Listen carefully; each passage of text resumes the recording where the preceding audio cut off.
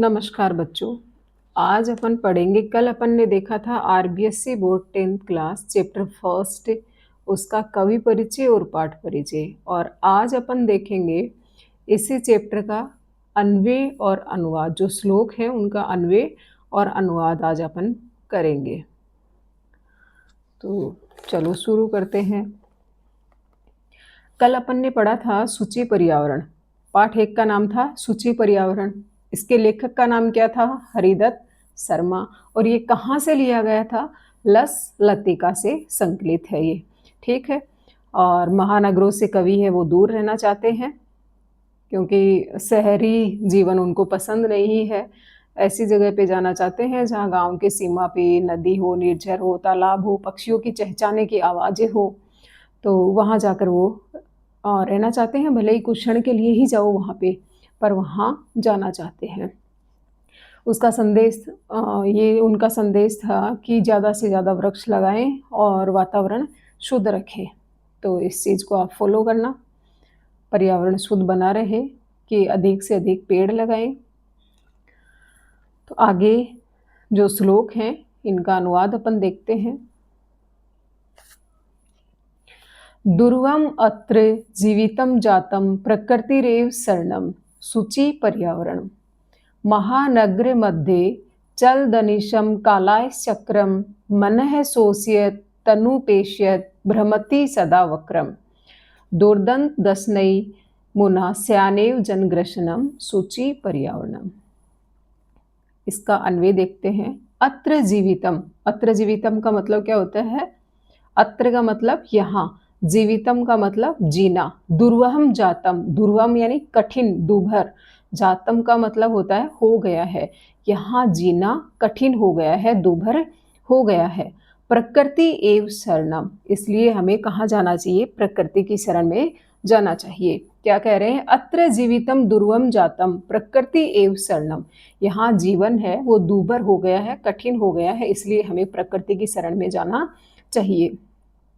महानगर मध्य कालाय चक्रम, महानगर मध्य, महानगर का मतलब शहरों में, मध्य यानी बीच में, महानगरों के बीच में, कालाय चक्रम काले चक्के, गाड़ी मोटर है उनके पहिए, ये मशीनी युग है तो मशीनों के चक्के हैं।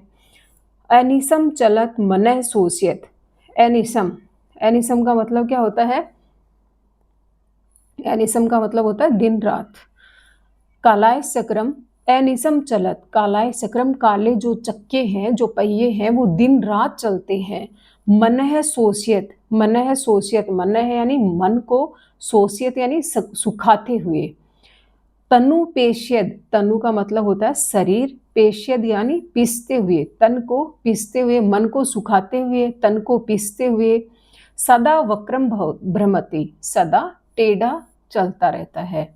अमुना दुर्दशई दसनई, अमुना, अमुना इससे, अमुना का मतलब क्या होता है? इससे। दूरदंतई, दूरदंतई मतलब भयानक दांतों से। दसनई, दसनई का मतलब होता है दांत। दूरदंतई यानी भयानक और दसनई यानी दांतों से। जनग्रशनम, मानव का विनाश हो रहा है, कि ये भयानक दांतों से मानव का विनाश हो रहा है। इसलिए कवि क्या कह रहे हैं इसमें कि यहाँ जीवन है वो अत्यधिक कठिन हो गया है, अतः इसलिए हमें प्रकृति की शरण में जाना चाहिए। वहाँ का पर्यावरण है वो शुद्ध होना चाहिए। महानगरों के बीच में प्रदूषण रूपी लोह चक्कर है वो दिन रात चलते हुए मन को सुखा रहे हैं, शरीर को पीस रहे हैं, और हमेशा शरीर कैसा होता जा रहा है?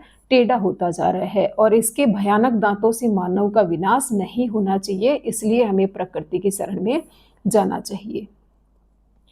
सेकंड है कज्ल मलिनम धूमम मुंचते सत्य शक्तियानम वाष्पयान माला संधावती वितरंती ध्वनानाम यानानाम पंक्तियों हनंता कठिनम कठिनम संसन्नम सूचि पर्यावरणम। इसका अन्वय देखते हैं। सत्य शक्तियानम कज्ल मलिनम धूमम मुंचते, सत्य, सत्य शक्तियानम का मतलब होता है सैकड़ों मोटर गाड़ियां। कज्ल मलिनम, काजल के समान काला जो धुआं होता है। धूमम, धूमम का मतलब धुआं। मुंचती, मुंचती यानी छोड़ती हुई। संधावती, संधावती मतलब तेज दौड़ती है। तो यहाँ कवि क्या कह रहे हैं कि सत्य शक्तियानम, सैकड़ों मोटर गाड़ियां कजल मलिनम धूमम मुंचती, काजल के समान काला धुआं छोड़ती हुई चलती है। वाष्पयान माला ध्वनाम वितरंती संधावती। वाष्पयान माला, वाष्पयान माला का मतलब क्या होता है? रेलगाड़ी की जो पंक्ति होती है। और ध्वनाम, ध्वनाम मतलब ध्वनि होती है, जो कोलाहल होता है, जो शोर होता है। वितरंती मतलब छोड़ती हुई या देती हुई जाती है। संधावती यानी तेज दौड़ती है। जो रेलगाड़ियां हैं, जो मोटर गाड़ियां हैं, वो क्या करती हैं? जो रेलगाड़ी की जो एक पंक्ति है, वो एक पंक्ति में चलती है और वो एक आवाज़ करती हुई चलती है, जोर से आप सुनते हो छुक पुक की जो आवाज़ आती है, और काला काला धुआं ऊपर छोड़ते हुए चलती है। ठीक है, आगे है ही यानानाम अनंता पंक्त्या संति संसन्नम कठिनम सूची पर्यावरण सयात। क्या है इसमें? संसन्नम, संसन्नम का मतलब चलना। क्या, क्योंकि यहाँ पे क्या हो रहे हैं, वाहन है वो, उनकी अनंत पंक्तियां हैं, एक पंक्ति में खूब सारे वाहन चलते रहते हैं, इसलिए वहाँ चलना कठिन हो गया है। इसलिए हमें क्या करना चाहिए? प्रकृति की शरण में जाना चाहिए। तो कवि इसमें क्या कह रहे हैं कि जो शहरों में है सैकड़ों मोटर गाड़ियां काजल के समान धुआं छोड़ती जाती है, मलिन गंदा धुआं छोड़ते हुए चलती हैं। रेलगाड़ियां हैं, रेलगाड़ियों की जो पंक्तियां हैं वो कोलाहल करती हुई दौड़ती हैं, शोर करती हुई दौड़ती हैं, क्योंकि वाहनों की अनंत पंक्तियां हैं, खूब पंक्तियां, एक पंक्ति में वाहन चलते हैं, गाड़ी मोटर है वो एक पंक्ति में देखते हो रोड पे चल रही है। इसलिए चलना भी कठिन हो गया है, मतलब दूभर हो गया है, चलना भी मुश्किल हो गया है शहरों में। अतः पर्यावरण कैसा होना चाहिए? शुद्ध होना चाहिए। थर्ड नंबर है वायुमंडलम भ्रशम दूषितम न ही निर्मलम जलम, कुषित वस्तु मिश्रितम भक्षे समलम धरातलम, करणीयम बहि अंतर्जगति तु बहु शुद्धिकरणम शुचि पर्यावरणम। अन्वय है इसका प्रदूषण, वायुमंडलम भ्रशम दूषित न ही निर्मलम जलम अस्ति। क्या कह रहे हैं इसमें? वायुमंडलम, वायुमंडलम का मतलब होता है वायुमंडल यानी वातावरण। भ्रशम, भ्रशम का मतलब अत्यधिक। दूषितम यानी दूषित हो गया है। क्या है? वायुमंडल है वो अत्यधिक दूषित हो गया है। वायुमंडलम भ्रशम दूषितम, वायुमंडल है वो क्या हो गया है? अत्यधिक दूषित हो गया है। न ही निर्मलम जलम, और न ही निर्मल जल रहा है, शुद्ध जल रहा है। भक्ष्यम कुषित वस्तु मिश्रितम अस्ति, और जो खाने पीने की वस्तुएं हैं, जो चीज़ें हैं, वो भी मिश्रित हो गई है इस पोल्यूशन से, वो भी शुद्ध नहीं रही है शहरों में। धरातलम समलम, और संपूर्ण भूमि है वो भी क्या हो रही है? मलिन हो रही है, गंदी हो रही है। अतः जगति तु बहिरंतः बहु शुद्धिकरणम करणीयम, इसलिए संसार के अंदर और बाहर अत्यधिक शुद्धिकरण करना चाहिए। सूची पर्यावरण, इसलिए पर्यावरण क्या बना रहे? शुद्ध बना रहे। तो इसमें कवि क्या कह रहे हैं? इसमें कवि कह रहे हैं कि प्रदूषण के कारण, प्रदूषण बहुत ज्यादा हो रहा है, इस प्रदूषण के कारण वायुमंडल भी अत्यधिक दूषित हो गया है, हवा भी शुद्ध नहीं रही है, और जल भी निर्मल नहीं रहा है, जल भी निर्मल नहीं रहा है, और खाने पीने की जो वस्तुएं हैं वो भी सारी मिश्रित हो गई है, वो भी शुद्ध नहीं है, और संपूर्ण भूमि है वो भी क्या हो गई है? मलिन हो गई है। अतः संसार के अंदर और बाहर अत्यधिक शुद्धिकरण करना चाहिए, पर्यावरण की शुद्धता उससे बनी रहे। ठीक है, आगे है फोर्थ नंबर, कंचित कालम नए मामास नगराद बहु दूरम प्रपश्यामि ग्रामांते निर्झर नदी पयःपुरम एकांते कांत्रे क्षणम अपि में शयात संसरणम शुचि पर्यावरण। इसका अन्वय देखते हैं। कंचित कालम माम अस्माद नगरात बहु दूरम नए, कंचित। कंचित का मतलब क्या होता है? कंचित का मतलब क्या होगा? कमेंट करके बताना मुझे, मैं तो बताऊंगी, आप भी बताना कमेंट करके। कंचित मतलब कुछ, कालम यानी समय, माम अस्माद, माम का मतलब मुझे, अस्माद, अस्माद का मतलब यहाँ से मुझे क्या करो, बहुत दूर ले जाओ। कंचित कालम माम अस्माद नगरात बहु दूरम नए, कुछ समय के लिए मुझे इस नगर से बहुत दूर ले जाओ। ग्रामांते पयपुरम, ग्राम के अंत में, ग्रामांते यानी ग्राम के अंत में, पयपुरम, पयपुरम मतलब जल से भरा हुआ तालाब, पयपुरम का मतलब क्या होता है? जल से भरा हुआ तालाब। एकांते कांत्रे, एकांते कांत्रे, एकांते का मतलब क्या होता है? एकांत, कांत्रे यानी जंगल में, एकांत जंगल में।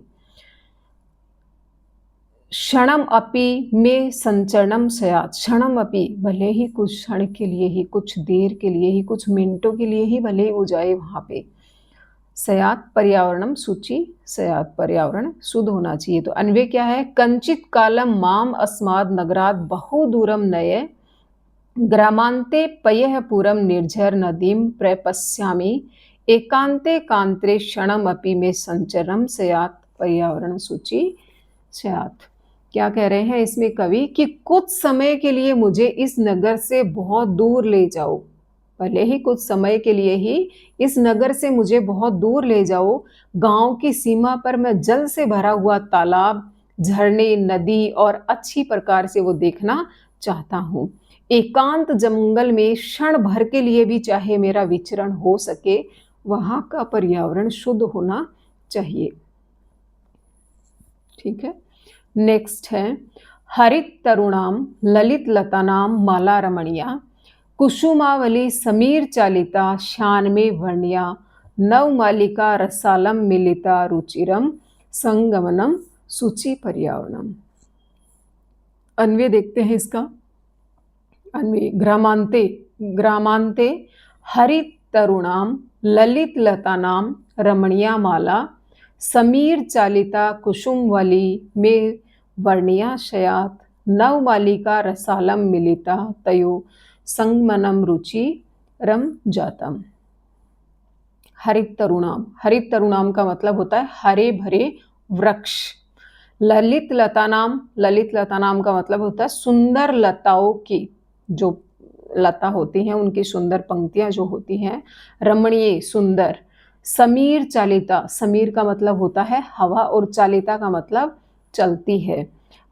समीर चालिता हवा से जो हिलती है, हवा चलती है और हवा से जो टहनियां हैं, वो लताएं जो हैं वो क्या हो रही है?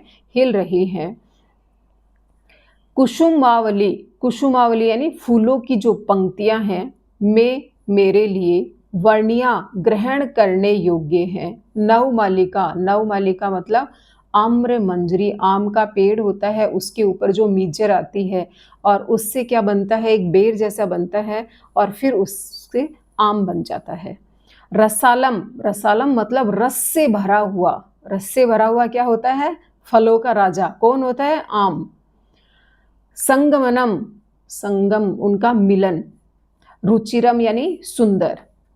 तो इसमें कवि क्या कह रहे हैं कि ग्रामांते हरित तरुणाम ललित लतानाम रमणीया माला की, हरे भरे वृक्षों की और सुंदर लताओं की रमणीय पंक्तियां तथा वायु से हिलती हुई पुष्पों की पंक्तियां मुझे ग्रहण करनी है, मुझे वहां जाना है, मुझे उनको देखना है, इनकी शोभा मुझे देखनी है, इनकी सुंदरता मुझे देखनी है।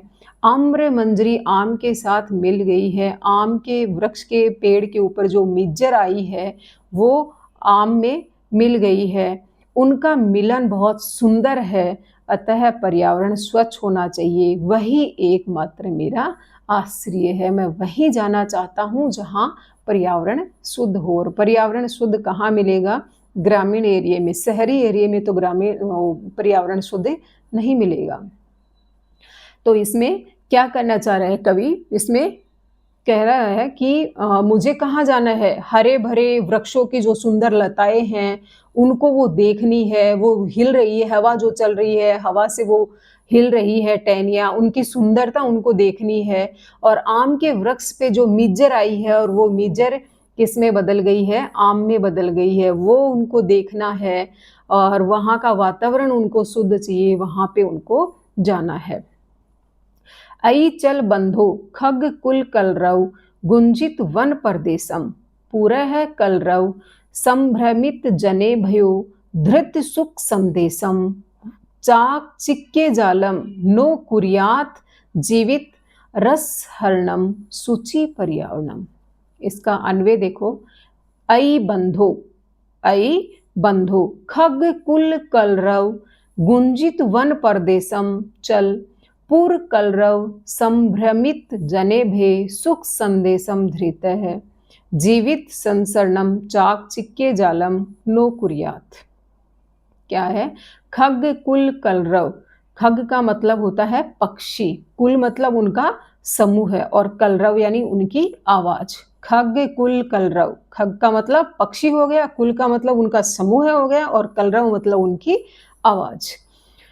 गुंजितम गूंजते हुए, वन देशम वन प्रदेश को, पुर कलरव, पुर कलरव मतलब नगर का जो कोलाहल होता है, शहरों में जो कोलाहल है, शोर है, आवाजें हैं, संभ्रमति भयभीत हुए हैं उनसे, जीवित रस हरणम जीवन के सुख रूपी रस का हरण, चाक चिक्के जालम चकाचौंध से युक्त संसार, ये शहरी जीवन है, ये शहरों के लोग हैं, वो चकाचौंध मतलब वहाँ के जो तड़क भड़क हैं उस चकाचौंध में ही वो खोए हुए हैं। तो इसमें कवि क्या कह रहे हैं कि हे बंधु, अये बंधु, अये बंधु मतलब हे बंधु खग कुल कलरव गुंजित वन देशम चल, कि जहाँ पक्षियों के समूह हो, जहाँ पे पक्षियों की चहचहाने की आवाज मुझे सुनाई दे, उस वन प्रदेश में चलो।